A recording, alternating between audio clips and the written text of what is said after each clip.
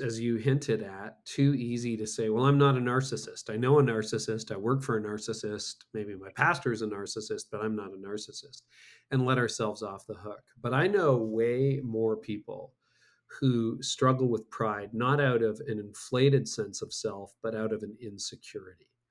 Mm, And basically, I tried to define pride, and the way I've defined it for the purpose of this conversation is pride is simply an obsession with self.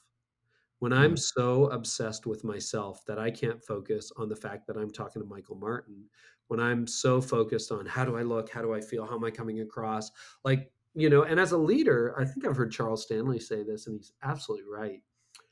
Like, the best message is you're not thinking about how you're doing. You are thinking about how your audience is doing, whether you're honoring God in the moment. Like when you lose, as Eminem said, you lose yourself in that moment. The greatest art, the greatest athletic performance. I don't think the guy going around the bases or running for the touchdown is thinking, this is me in the history books. I mean, maybe there's a few narcissists, but you're so focused on your craft, you're so focused on your art, you're so focused on the task that you kind of forget yourself, you lose yourself. And I want to think about myself less. And I would say my pride was born out of insecurity. mm. Why was I hesitant to share the stage in my 30s? It was because I wanted to be the best preacher. I wanted to be the guy that everybody talked about. If that's pretty ugly when you say it out loud.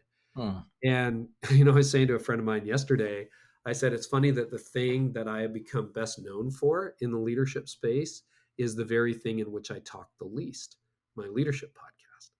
That Hmm. a good interview for me is where I speak 10% of the time or less, and the guest talks 90% of the time or more.